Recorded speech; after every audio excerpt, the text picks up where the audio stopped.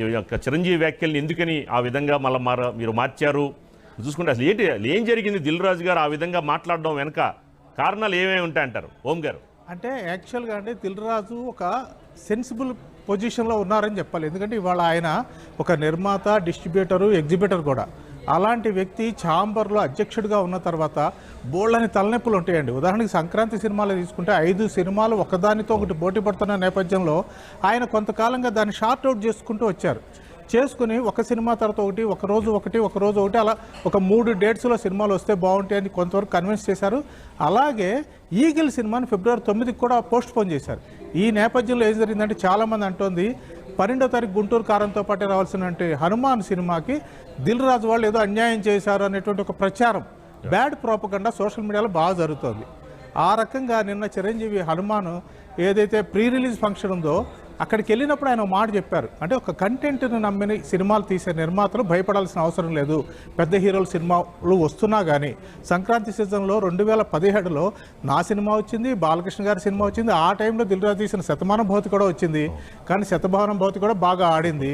కాబట్టి దిల్ రాజు ఆ రోజున ఎలా అయితే కంటెంట్ నమ్ముకుని సినిమాని సంక్రాంతి బరిలో దించారో ఈరోజు హనుమాన్ వాళ్ళు కూడా అలాగే కంటెంట్ నమ్ముకుని సినిమాని రిలీజ్ చేస్తున్నారు. ఇది అభినందించదగ్గ విషయం అని ఆయన అన్నారు.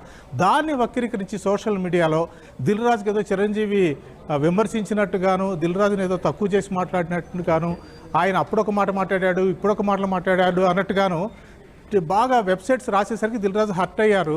కాబట్టి ఆయన అన్నది ఏంటంటే పాపం ఆయన ఆవేదనను అర్థం చేసుకోవాల్సి ఉంటుంది ఇక్కడ. అంటే ఎంతో రకాలుగా కసరత్తులు చేసి ఒక నిర్మాతని, అలాగే బాగా మాస్ ఫాలోయింగ్ ఉన్న రవితేజ లాంటి హీరో సినిమానికి వచ్చి వెనక్కి పంపడం అన్నది చాలా కష్టసాధ్యం. దాన్ని దిల్ రాజు మొత్తానికి ఎలాగోలా సాధించారు. ఈ నేపథ్యంలో ఇంత కష్టపడి తాము చేస్తుంటే తమ మీద ఇలా విమర్శలు చేయడము, లేకపోతే వాళ్ళకి తోచినట్టుగా రాయడం అనేది కరెక్ట్ కాదన్నారు. ఏదైనా విషయం ఉంటే లేదా ఏదైనా డౌట్ ఉంటే నాకు చెప్పండి, నేను అందరికీ అందుబాటులో ఉంటాను. అలానే కాకుండా మీకు తోచింది, మీ మనసుకు నచ్చింది రాస్తే మాత్రం ఊరుకొని తాట తీస్తాను అన్నమాట వాస్తవం ఆయన అన్నది.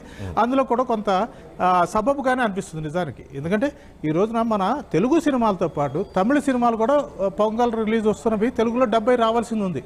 దిల్ రాజు త్వరతో కావచ్చు, లేకపోతే ఆయన చేసినటువంటి కన్విన్స్ చేయడం వల్ల అటు ధనుష్ సినిమా అలాగే శివకార్తికేయన్ సినిమా కూడా పొంగల్కి రాకుండా, అంటే తెలుగులో పొంగల్కి రాకుండా పోస్ట్ పోన్ అవుతున్నాయి.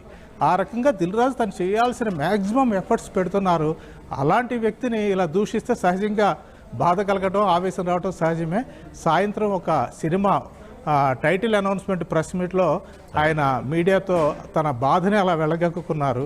ఏదేమైనా కానీ ఎవరైనా కానీ వాస్తవాలని వాళ్ళకి తగ్గట్టుగా స్పష్టంగా చెప్తే పర్లేదు, కానీ ఊహించి వార్తలు రాయటం, ఎటు వ్యక్తిని అవమానించేటో లేకపోతే వాళ్ళ దీని గౌరవాన్ని భంగం కలిగించేట్టుగా యూట్యూబ్ ఛానల్స్ కావచ్చు, వెబ్సైట్స్ కావచ్చు అలా రాయటం అనేది ఖచ్చితంగా హర్షణీయం కాదు. రాజు గారు, థ్యాంక్ యూ ఓం ప్రకాష్ గారు, థ్యాంక్ యూ వెరీ మచ్.